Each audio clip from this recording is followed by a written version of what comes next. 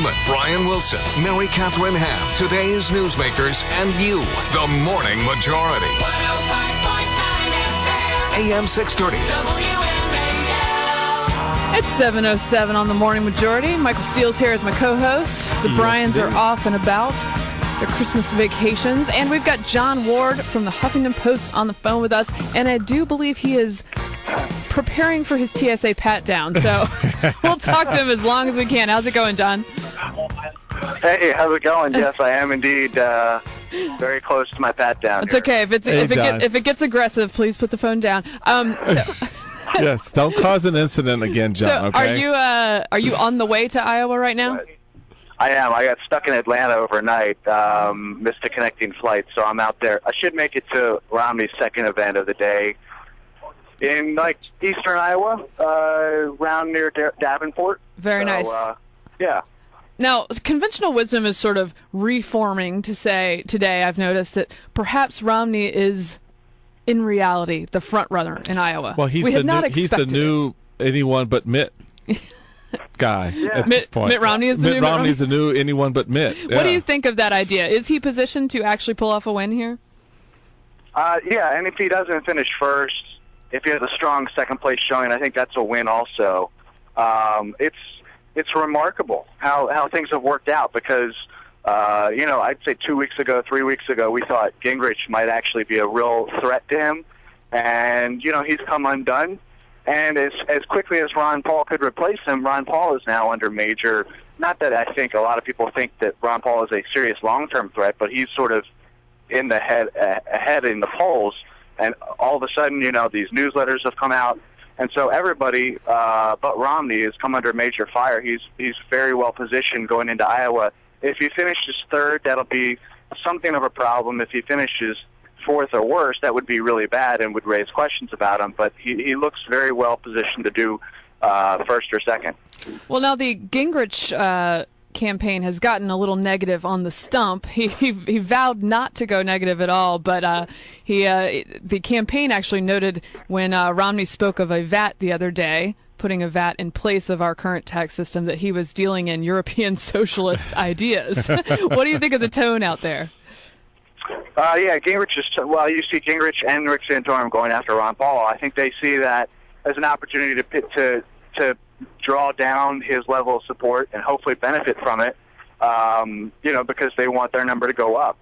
So it's sort of pure politics, but the attacks on Paul from Gingrich last night on CNN were extremely harsh, calling him disconnected from reality. I don't think that's a direct quote, but it's something close to that. Gingrich also went after Romney and said, you should be man enough to own the attacks that the super PAC supporting you are running. And I think that will continue to escalate over the next week. Hey, Jon, you're a student of this shell game we call the Iowa caucuses. What do you think? What role do you think organization is going to play this time around? I'm not convinced that it really matters as much, particularly given that there's still 50+% of the voting population that has not made up its mind. But how do you read it so far? Well, that's been a big story of the cycle, is people saying that everything's changed because people are campaigning over TV more now than retail politics and knocking on doors and going to coffee shops. I think we'll know the answer to this question a little bit more when we see how Rick Santorum does, in particular, because I think he's somebody who has spent the most time in Iowa. He's done the most groundwork, and he's got a pretty good organization. He's just not, somebody who comes across as charismatic, especially on TV. And so I think he'll do better than the poll numbers indicate. The governor of Iowa has said that as well. But it's to whatever extent retail politics is less important this cycle, I think it's going to be something that books will be written about and studies will be written about. But I think part of it is just it's unique to this cycle and the field of candidates that we have, and the fact that none of them have really caught fire. Mm-hmm. As far as ads go, I was reading $10 million spent on radio and TV ads. Is the inventory entirely bought up for this week? That's a good question. I will ask into that. I don't know the answer to that, but I know Gingrich is trying to get on the air, and I would imagine it's difficult to find time, right? Yeah, I would think so, with the 10 million in thus far. Yeah, I mean, they were doing something like 1,200 ads in a 24-hour period, so I can't imagine there's any room left on the clock at this point. Well, what did you think of the news that Gingrich had to cut down the number of dates on his bus tour?